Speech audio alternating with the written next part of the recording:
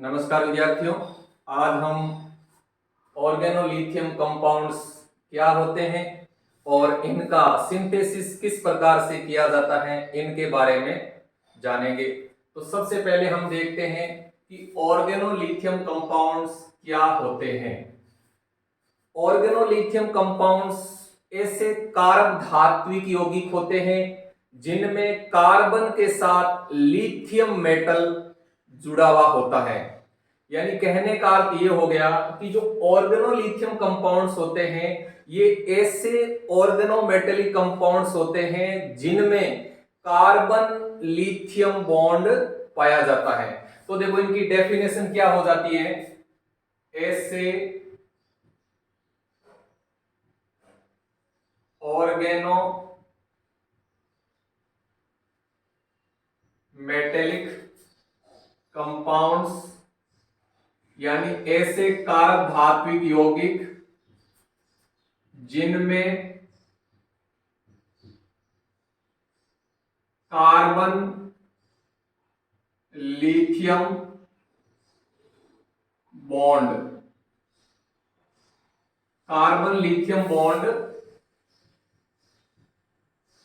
पाया जाता है, उन्हें ऑर्गेनोलिथियम कंपाउंड्स कहते हैं। तो अच्छी तरह से इनकी परिभाषा याद रखना कि ऑर्गेनोलिथियम कंपाउंड्स क्या होते हैं। यानी ऑर्गेनोलिथियम कंपाउंड्स ऐसे ऑर्गेनोमेटेलिक कंपाउंड्स होते हैं, यानी ऐसे कारक धात्विक यौगिक होते हैं जिनमें कार्बन लिथियम बॉन्ड पाया जाता है, यानी जिनमें कार्बन के साथ में लिथियम धातु है वो जुड़ा हुआ होता है। तो ऐसे कारक धात्विक यौगिकों को हम ऑर्गेनोलिथियम कंपाउंड्स कहते हैं। ठीक, अब देखो ये जो ऑर्गेनोलिथियम कंपाउंड्स होते हैं इनसे संबंधित कुछ महत्वपूर्ण बिंदुओं के बारे में जानते हैं। तो देखो ये जो ऑर्गेनोलिथियम कंपाउंड्स होते हैं ये ऑर्गेनोलिथियम कंपाउंड्स स्ट्रॉन्ग बेस की तरह व्यवहार करते हैं, यानी स्ट्रॉन्ग बेस होते हैं, ये स्ट्रॉन्ग बेस की तरह बिहेव करते हैं, व्यवहार करते हैं। यानी ऑर्गेनोलिथियम कंपाउंड्स प्रबल क्षार की तरह व्यवहार करते हैं। नेक्स्ट बिंदु की बात करें तो देखो ये ऑर्गेनोलिथियम कंपाउंड्स हैं, ये अच्छे नाभिक स्नेही होते हैं, यानी गुड न्यूक्लियोफाइल्स होते हैं। ये good nucleophile,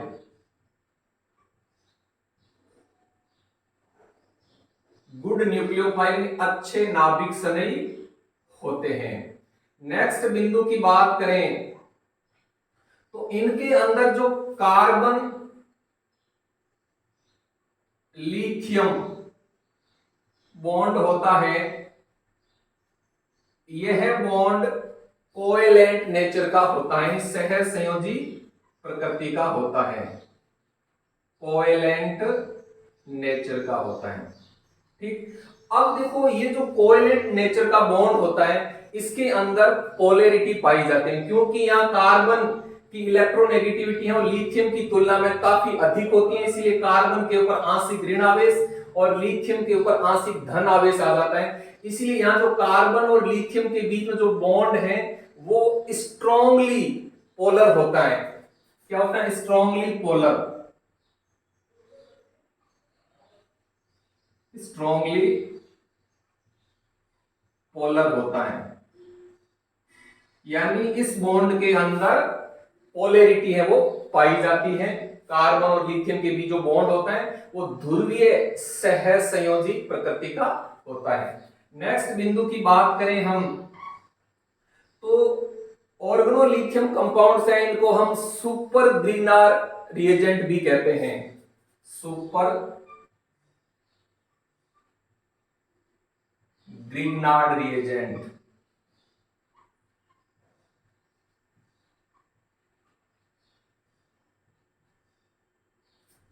super Grignard reagent,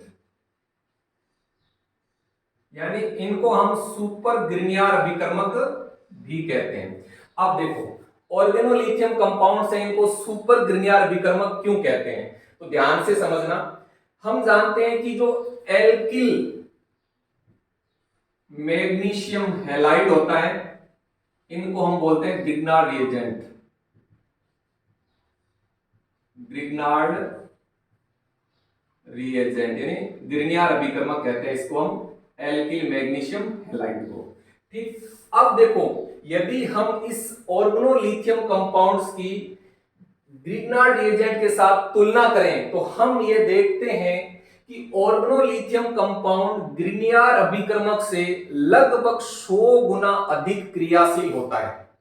ठीक, और जिन कार्बनिक यौगिकों को हम ग्रिग्नार्ड अभिकर्मक से नहीं बना सकते हैं, उन यौगिकों का संश्लेषण हम ऑर्गेनोलिथियम कंपाउंड्स के द्वारा आसानी से कर सकते हैं।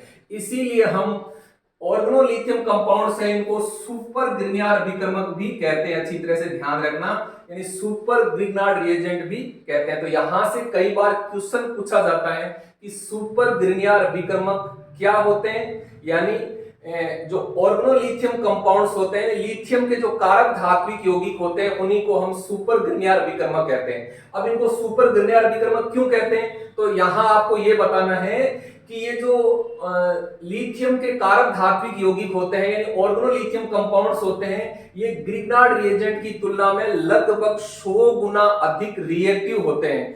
अतः हम जिन यौगिकों का संश्लेषण ग्रिग्नार्ड अभिकर्मक से नहीं कर सकते हैं, उन यौगिकों का संश्लेषण है हम ऑर्गेनोलिथियम कंपाउंड्स के द्वारा आसानी से कर सकते हैं। इसीलिए हम दोनों का कंपैरिजन करें तो ये जो ऑर्गेनोलिथियम कंपाउंड है, ये ग्रिग्नार्ड रिएजेंट की तुलना में सुपर होते हैं, उत्तम होते हैं, इसीलिए हम इनको सुपर ग्रिग्नार्ड अभिकर्मक भी कहते हैं। ठीक, तो ये ऑर्गेनोलिथियम कंपाउंड से संबंधित कुछ महत्वपूर्ण बिंदु हो गए जो आपको अच्छी तरह से याद रखना है। जब आप ऑर्गेनोलिथियम कंपाउंड्स का इंट्रोडक्शन दें यानी परिचय दें तो आपको ये सारी बातें बतानी है। ठीक, अब हम नेक्स्ट बिंदु की तरफ बढ़ते हैं। वहां हम देखते हैं कि जो ऑर्गेनोलिथियम कंपाउंड्स हैं, इनका निर्माण यानी सिंथेसिस यानी इनका प्रिपरेशन किस प्रकार से किया जाता है। तो देखो आगे, सिंथेसिस ऑफ ऑर्गेनोलिथियम कंपाउंड्स।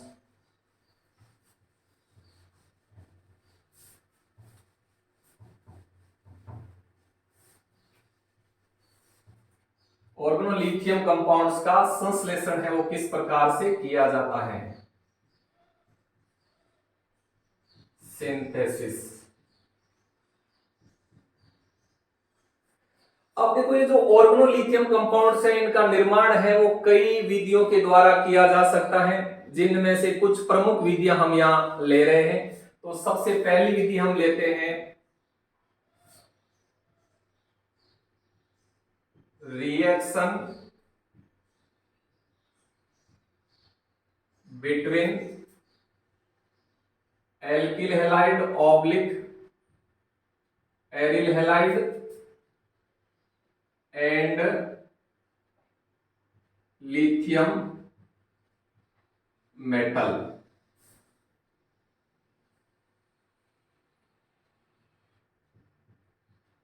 यानी जब लिथियम धातु की रिएक्शन किसी एल्किल हैलाइड या किसी एरिल हैलाइड के साथ करवाई जाती है तो हमें ऑर्गेनोलिथियम कंपाउंड्स प्राप्त हो जाते हैं। जैसे देखो हम यहां रिएक्शन देखते हैं, यानी अपने पास में कोई एल्किल हैलाइड है। ठीक, इस एल्किल हैलाइड की क्रिया हम लिथियम धातु के साथ करवाते हैं किसी ऑर्गेनिक सॉल्वेंट की उपस्थिति में, ऑर्गेनिक सॉल्वेंट की उपस्थिति में। यानी जब किसी ऑर्गेनिक सॉल्वेंट की उपस्थिति में एल्किल हैलाइड की रिएक्शन लिथियम धातु के साथ करवाई जाती है तो ऑर्गेनोलिथियम कंपाउंड्स प्राप्त होते हैं। तो यहां देखो लिथियम के दो। अब देखो ये जो लिथियम है एक बार तो एल्किल के साथ जुड़ जाएगा और एक बार हेलोजन के साथ जुड़ जाएगा, तो यहां बन जाता है alkyl lithium, alkyl lithium plus lithium halide. तो ये एल्किल लिथियम ये ऑर्गेनोलिथियम कंपाउंड हो गया। ठीक, तो किसी भी एल्किल हैलाइड या एल्किल हैलाइड के रूप में कुछ भी हो सकता है, जैसे एथिल ब्रोमाइड हो सकता है या एथिल क्लोराइड हो सकता है या अदर कोई भी एल्किल हैलाइड हो सकता है। जब इस एल्किल हैलाइड की रिएक्शन किसी ऑर्गेनिक सॉल्वेंट की उपस्थिति में लिथियम धातु के साथ करवाई जाती है तो ऑर्गेनोलिथियम कंपाउंड्स प्राप्त हो जाते हैं। इसी प्रकार हम देखें कि एरिल हैलाइड की रिएक्शन जब लिथियम धातु के साथ करवाई जाती है किसी ऑर्गेनिक सॉल्वेंट की उपस्थिति में, ऑर्गेनिक सॉल्वेंट की उपस्थिति में, तो हमें ऑर्गेनोलिथियम कंपाउंड्स प्राप्त होते हैं। सेम रिएक्शन होगी, देखो यहां X के स्थान पर लिथियम आ जाएगा तो ये ऑर्गेनोलिथियम कंपाउंड हो गया और लिथियम हैलाइड प्राप्त हो जाएगा। तो इस प्रकार से ये पहली विधि होती है ऑर्गेनोलिथियम कंपाउंड बनाने की। यहां देखो जो ऑर्गेनिक सॉल्वेंट है या ऑर्गेनिक सॉल्वेंट के रूप में हम किनका उपयोग कर सकते हैं, देखो यहां ऑर्गेनिक सॉल्वेंट के रूप में, ऑर्गेनिक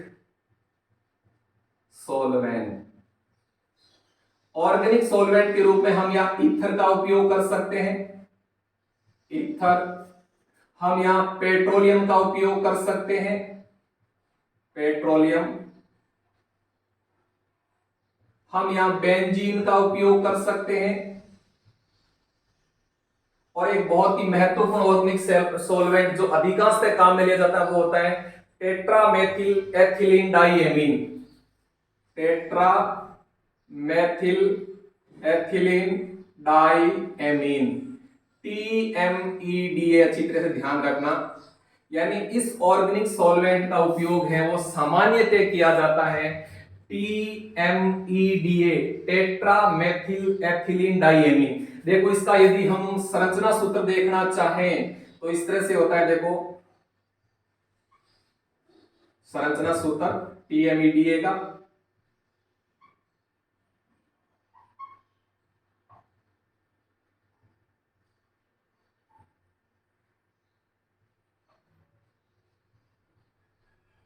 ये होता है TMEDA, टेट्रामेथिल एथिलीन डाइएमीन।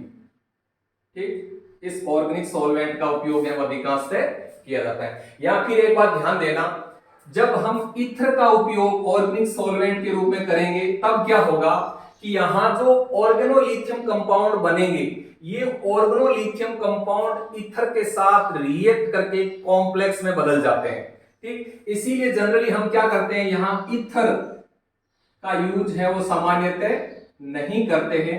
ठीक, बल्कि हम ईथर के स्थान पर या तो बेंजीन का उपयोग करते हैं या पेट्रोलियम, या फिर सबसे बढ़िया है TMEDA, टेट्रामेथिल एथिलीन डाइएमीन का ही हम ऑर्गेनिक सॉल्वेंट के रूप में उपयोग है वो अधिकांशतः करते हैं। तो ये पहली मेथड हो गई थी। अब हम दूसरी मेथड लेते हैं। दूसरी मेथड है metal halogen exchange method, metal halogen exchange method, metal halogen exchange method. अब देखो इनमें क्या होता है, इसमें मेटल और हैलोजन का एक्सचेंज होता है और ऑर्गेनोलिथियम कंपाउंड्स प्राप्त हो जाते हैं। जैसे जब हम यहां एग्जांपल लेते हैं हम, तो हम एन ब्यूटी लिथियम की रिएक्शन है, n butyl lithium, n butyl lithium की रिएक्शन हम ब्रोमो बेंजीन के साथ करवा देते हैं, ब्रोमो बेंजीन के साथ करवा देते हैं। तो यहां क्या होगा, मेटल और हैलोजन का एक्सचेंज होगा, यानी यहां जो लिथियम है वो यहां जुड़ जाएगा और ब्रोमीन यहां से यहां जुड़ जाएगा, तब हमें प्राप्त हो जाएगा फेनिल लिथियम। जो ऑर्गेनोलिथियम कंपाउंड है वो होगा फेनिल लिथियम, ये फेनिल लिथियम प्राप्त हो जाएगा और यहां से जो हैलोजन है वो इसके साथ जुड़ जाएगा, तो यहां से प्राप्त हो जाएगा n butyl bromide, n butyl bromide प्राप्त हो जाएगा। तो ये होगी metal exchange metal halogen exchange method. तो मेटल हेलोजन एक्सचेंज मेथड के द्वारा भी हम ऑर्गेनोलिथियम कंपाउंड्स हैं वो बना सकते हैं। तीसरी मेथड की हम बात करें तो metal hydrogen exchange method. Metal hydrogen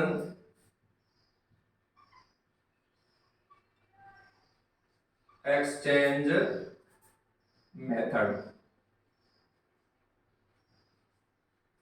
यहां देखो मेटल और हाइड्रोजन का एक्सचेंज होगा और हमें ऑर्गेनो लिथियम कंपाउंड्स प्राप्त हो जाते हैं। तो यह रिएक्शन देखिए, मान लीजिए हम n butyl lithium, n butyl lithium की रिएक्शन फेरोसिन के साथ करवा देते हैं, C5H5 Fe, यानी फेरोसिन के साथ रिएक्शन करवाते हैं। तब क्या होगा, जो एक एरोमेटिक रिंग है इसमें से एक हाइड्रोजन हटेगा और उसके स्थान पर लिथियम जुड़ जाएगा, और यहां से जो हाइड्रोजन हटेगा वो इसके साथ जुड़ जाएगा। तब हमें देखो क्या प्राप्त हो जाता है, ये प्राप्त हो जाता है C5H4 Li C5H5 प्लस, देखो ये ऑर्गेनोलिथियम कंपाउंड हो गया, देखो यहाँ लिथियम मेटल आ गई है। ठीक, अब क्या होगा, यहां से जो एक हाइड्रोजन अटैच के साथ जुड़ जाएगा तो एन ब्यूटेन प्राप्त हो जाएगा, एन ब्यूटेन प्राप्त हो जाएगा। ठीक, तो ये हो गया मेटल हाइड्रोजन एक्सचेंज मेथड। और भी बहुत सारी रिएक्शन हो सकती हैं जहां मेटल और हाइड्रोजन का एक्सचेंज होगा और ऑर्गेनोलिथियम कंपाउंड्स हमें प्राप्त होंगे। तो पहली विधि थी रिएक्शन बिटवीन एल्किल हैलाइड या aryl halide and lithium metal, यानी किसी ऑर्गेनिक सॉल्वेंट की उपस्थिति में जब एल्किल हैलाइड या एरिल हैलाइड की रिएक्शन लिथियम धातु के साथ करवा दी जाती है तो ऑर्गेनोलिथियम कंपाउंड्स प्राप्त होते हैं। दूसरी विधि है मेटल हेलोजन एक्सचेंज मेथड। तीसरी है मेटल हाइड्रोजन एक्सचेंज मेथड। और नेक्स्ट विधि लेते हैं हम ऑर्गेनोलिथियम कंपाउंड बनाने की, वो देखो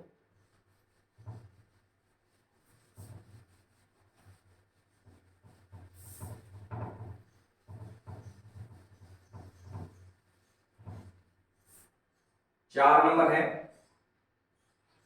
मेटलेशन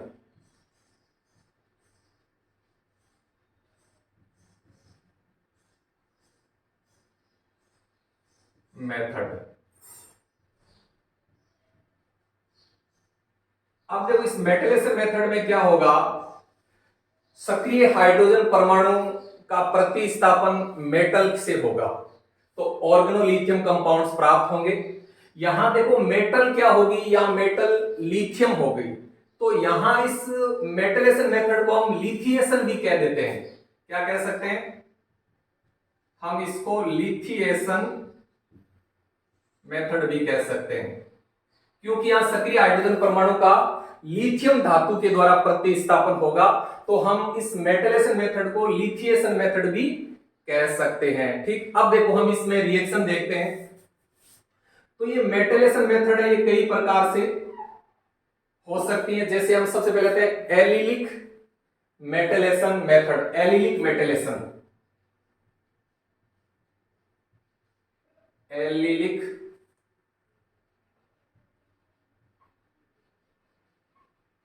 मेटलेशन। तो एलिलिक मेटलेशन में क्या होगा कि जो एलिलिक हाइड्रोजन परमाणु होगा उसका लिथियम धातु के द्वारा प्रतिस्थापन होगा, तो उसको हम कहते हैं एलिलिक मेटलेशन। तो देखो एलिलिक मेटलेशन में हम रिएक्शन देते हैं, एलिलिक मेटलेशन,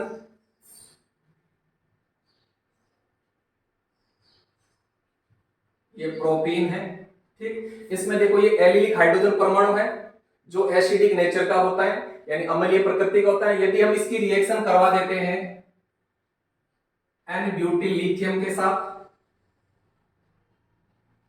एन ब्यूटिल लिथियम के साथ, तब देखो यहां क्या होगा, यहां से एक हाइड्रोजन हटेगा, जो एलिलिक हाइड्रोजन परमाणु है वो यहां से हट जाएगा और यहां से हट करके इसके साथ में जुड़ जाएगा और यहां से जो लिथियम है वो यहां ऐड हो जाएगा। तो ये ऑर्गेनोलिथियम कंपाउंड प्राप्त हो जाता है, CH2 डबल बॉन्ड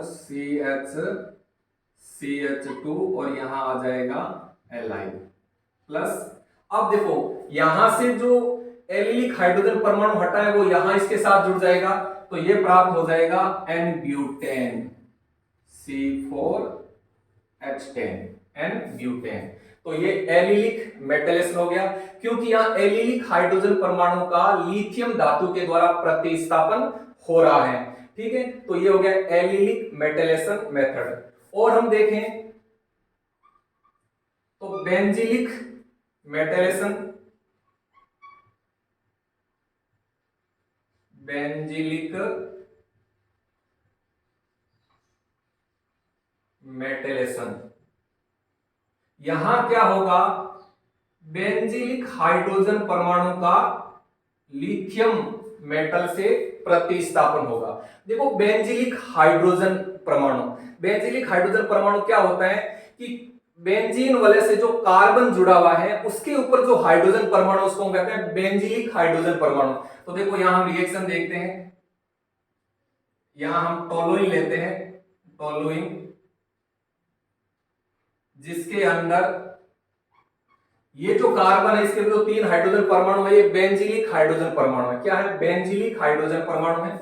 अब हम इसकी रिएक्शन N-ब्यूटिल लिथियम, N-ब्यूटिल लिथियम के साथ करवाते हैं, तब यहां क्या होगा, यहां से एक हाइड्रोजन परमाणु हट जाएगा वो यहां जुड़ जाएगा, यहां से लिथियम यहां जुड़ जाएगा, तो हमें ऑर्गेनोलिथियम कंपाउंड प्राप्त हो जाता है। इस तरह से देखो ऑर्गेनोलिथियम कंपाउंड यानी CH2 और यहां से एक H हट करके लिथियम मेटल जुड़ गया और यहां से जो H हटा इसके साथ जुड़ जाएगा और N-ब्यूटेन प्राप्त हो जाएगा, N-ब्यूटेन। ठीक, तो ये हो गया बेंजिलिक मेटलेशन। और हम देखें यहां मेटलेशन के अंतर्गत तो ट्रांस मेटलेशन भी होता है, ट्रांस मेटलेशन,